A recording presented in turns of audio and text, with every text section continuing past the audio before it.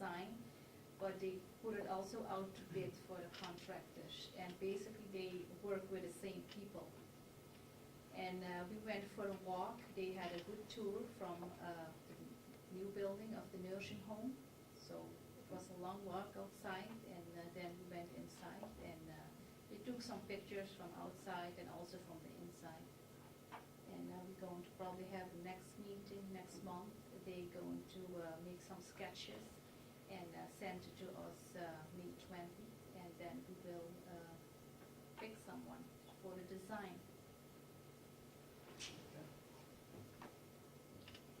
Okay, we had a subcommittee meeting Tuesday morning regarding the new nursing home. We are being delayed a little bit. We probably will not be opening or moving residents over until the middle of August because of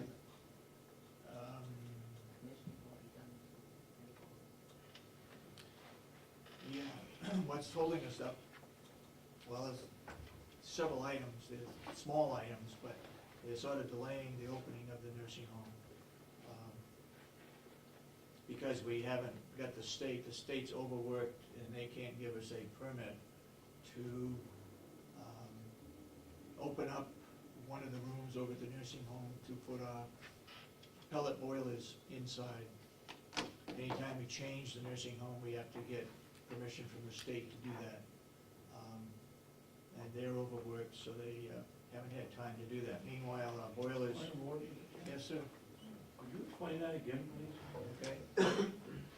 In order for us to move the pellet boilers inside the old nursing home, we have to get a permit from the state to do that. Even though we're closing it down? It's changing the existing facility with our residents still in there, Okay. okay? So You that go is... back to the certificate of need course for that, or No. to another Help me department? out, Sandy. We're still waiting for the State Fire Marshal's office to give us a read on whether they have to do a full review on that with looking at schematics. I think it's a little bit of bureaucracy, but I know that Maria Gonzalez has been communicating with the State Fire Marshal's office on a weekly basis, trying to push this forward, just to receive a determination. So that's one holdup. Go ahead. Am I understanding, Sandy, correctly, that you can't even get a decision from the fire marshal's office whether you need to have them look at it or not? What happens when we went forward with the new nursing home is they send it out now to a third-party review because the State Fire Marshal's office and the Life Safety actually office is so busy. They used to review all of the schematics. So the question is, do they have to be reviewed? Do we have to present a whole new set of drawings for that actual room in the old nursing home or the current nursing home as we see it now? And that's what we need to know. Is it okay to go forward? There's another little area that it is changing our use. And how this all started is I contacted the state because being the administrator, you need to contact the state life safety board when you're going to change the use of any room you have. So I just did that, and then Wendy Skilkowski said to me, well, please don't forget that you have that third-party review. So that's where we are right now. I don't know, maybe you could assist us I can try. to push it along. Thank you. Otherwise, the nursing home is moving along quite well. They've got the first coat of paint on the first floor and second floor on the east side. Sheet rocking is going up as fast as they can put it up. The west side, which would be this side over here, the sheet rock is in, and I believe the first coat of paint is going to be putting on by the end of the week. So everything is moving along quickly. The roofing is completed. The siding is almost completed. They got the loading dock area to work on. We went through the interior of it yesterday. As I said, there's a lot of workers over there, and they're working as fast as they can. So, all right, with that said, let's get back to our agenda. Will, please. Good afternoon.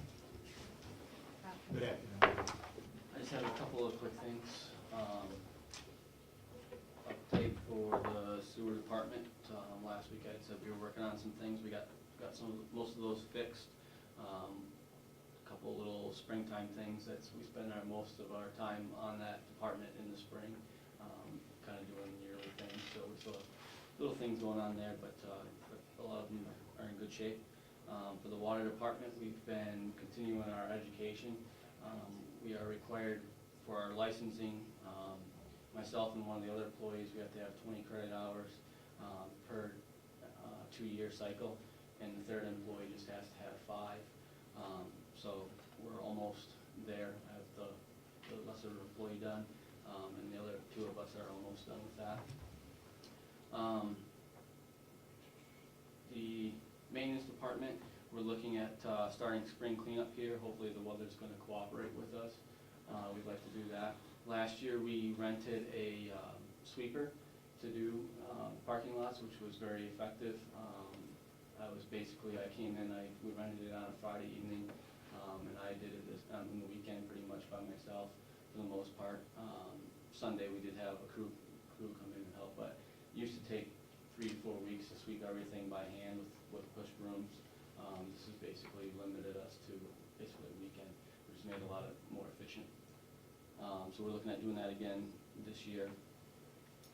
And for the farm, the news I wanted to share with the commissioners is we had a 5,000 bag commitment to the state for our campfire wood.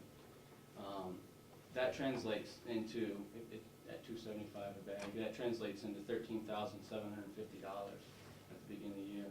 I talked with our contact. He would like us to do 8,000 bags this year. So an increase to 3,000 bags is another $8,250, which gives us a total of, hopefully if we sell all 8,000 bags, which he said he'll take, $22,000 basically. We budgeted for revenue in the wood category for $25,000. I've already sold over 3,000 in cordwood this year, so it looks like we should make that number fairly well, and hopefully be exceeding it. Great job. Also talking to him, there's possibility in the future to increase that again. Maybe not this year, but in the future. So it's going to be very critical, I think, to have our barn done by the fall this year, and be able to move forward with that. I think we're making good revenue on that. But for those in the audience that don't understand what he's talking about, well, let me clarify a little bit. We put in a budget, $10,000 to build a pole barn so that inmates could work there in the wintertime in cutting up firewood into camp firewood and putting them in onion bags and selling those bags to the state parks. He has 3 state parks he sells them to at $2.75 a bag. We make, out of a cord of wood, if we put it in campfire wood, what do we make in addition to what we would sell as firewood to the homeowner? We double our profit. Double our profit, so keeps inmates going all winter long. It's a great project, except when it snows, then the inmates are gonna be working outside, but otherwise, yes, Mr. Babs? Are we getting a McConkey-sized building, or are we getting the size building Willie wants? We're getting what we can build for $5,000. Hoping it's going to be closer to my size as we go. I'm not sure on the numbers just yet, but obviously we've exceeded Representative McConkey's size that he talked about already in 1 year. Double or triple, I hope. Well, We've almost doubled what the order was. good. So The other question is, are you giving Will the permission to play the log market so that he can get his logs in here at when the price is lowest rather than highest? I have great confidence in Will. He does a lot of research on different areas of the farm, and I think he will come up with the best time to buy cordwood to put into campfire wood. That's a very good answer, Commissioner, but that wasn't the question I asked. Okay?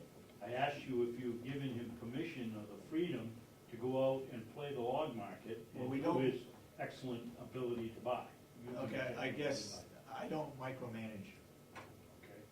The other he question is, do we normally- have the revenue? Do we have it set up? We only had We have 15, 15,000. I thought, 15,000. is that gonna be enough to handle the new wood load that you're gonna need between cordwood and campfire wood? surprisingly enough, I asked that question regarding cordwood for resident homes. That's been reducing over the last couple of years, and the campfire wood is making up for that lost income.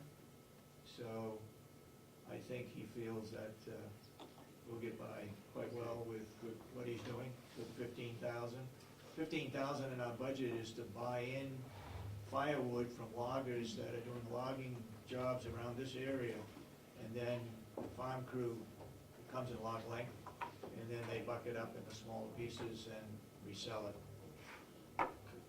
Currently, we're also working on having some cuts, hopefully in the near future, on our own property from the county also, which will help with that. And again, that only widens that gap for how much profit we're making when we're able to get it off our own property versus having to buy it also.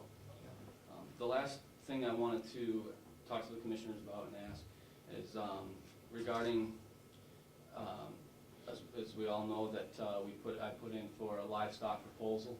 I had 3 basic elements to it. Is obviously to make revenue, produce meat for the county, and the third one was an educational part. Educational, in my experience, is hard to put a number to, so it was hard to stress how important I feel that is with that proposal.